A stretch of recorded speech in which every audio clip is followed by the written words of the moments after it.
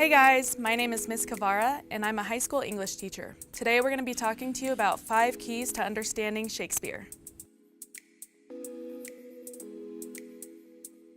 If you're studying English, you're definitely going to be spending a lot of time with William Shakespeare. The goal of this video is to help you get the most out of reading his work. You shouldn't be intimidated or put off by people who might love Shakespeare just a little too much. Some Shakespeare superfans have an annoying, all-knowing way of talking about Shakespeare as though they are part of a secret club that you aren't allowed into. If you haven't had much exposure to Shakespeare yet, this could put you off from wanting to study more. Please don't let that happen. Whether you end up believing that Shakespeare was truly the greatest, truly overrated, or somewhere in between will be up to you in the end.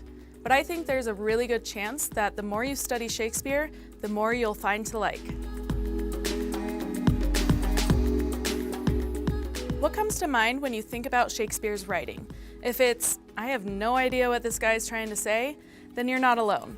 Shakespeare wrote more than 400 years ago, and language has changed a lot since then, so it can be daunting to read his plays in their original form. When you can't understand a reading assignment, doing well in the class is tough. Fortunately, there's a way to read and comprehend Shakespeare without missing out on the beauty of his original language. No Fear Shakespeare offers free side-by-side translations of Shakespeare's works. The original language is on the left side of your screen, with a modern-day English translation on the right. You can still read the plays as they were originally written, and I strongly recommend that you do. And then, after you've read a passage, just glance over and read the modern-day translation to make sure you got it. It's the ideal way to read Shakespeare, which is why the No Fear Shakespeare translations are used by so many students, actors, and teachers like me.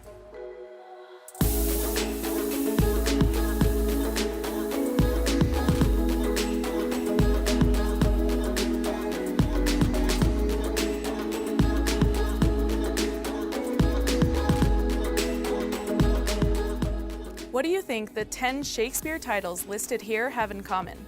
Have you studied some in class already? Or maybe you're reading one of them right now? There's a really good chance of that, since they're probably the 10 most taught Shakespeare plays starting in junior high and going all the way through to college. These are plays that everyone should read. If you see any that you haven't studied yet, you might want to check them out on your own, either to get a jump start on your classmates or to catch up with them. Knowing something about the context in which a book or a play was written will almost always give you valuable insights into it, and this is especially true in the case of William Shakespeare. Shakespeare's life experiences and the world in which he lived had a tremendous impact on what he wrote. Knowing about the author and the social and historical context of his lifetime will give you a much deeper understanding into his play's plots, characters, and themes. And if you're worried that reading about some dead guy is going to be dull, don't be. Shakespeare lived in fascinating times, so studying him is never boring. There are many places you can go to learn about the context of Shakespeare's life, but I recommend going to SparkNotes.com and looking through their Life and Times of William Shakespeare materials.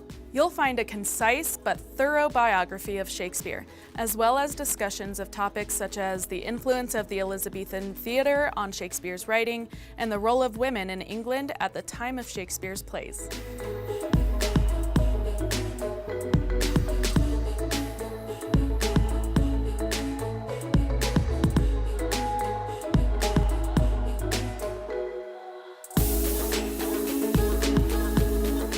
Speaking of context, it's important to keep in mind that Shakespeare's plays weren't originally written to be read in a book, but rather to be performed by actors on a stage.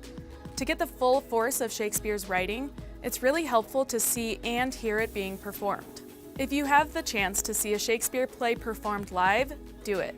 If not, there are many movies based on his plays, and there are countless examples of scenes online.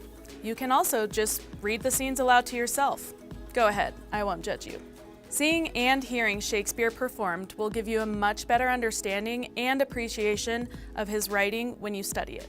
I've mentioned the Life and Times of William Shakespeare materials that are available on SparkNotes.com, as well as the No Fear Shakespeare side-by-side translations of his plays. You can also find free literature guides for all of Shakespeare's plays on the site, and these guides can help you get the most out of the plays as you study them. All of the features I've talked about can be useful while you're reading the plays, and they can also come in handy later on when you're studying for a test or planning out a paper. Each one offers discussions of plots, context, themes, motifs, and symbols, as well as analysis of characters and explanations of important quotes. I hope you found these Shakespeare study tips helpful. Make sure to check out No Fear Shakespeare at SparkNotes.com.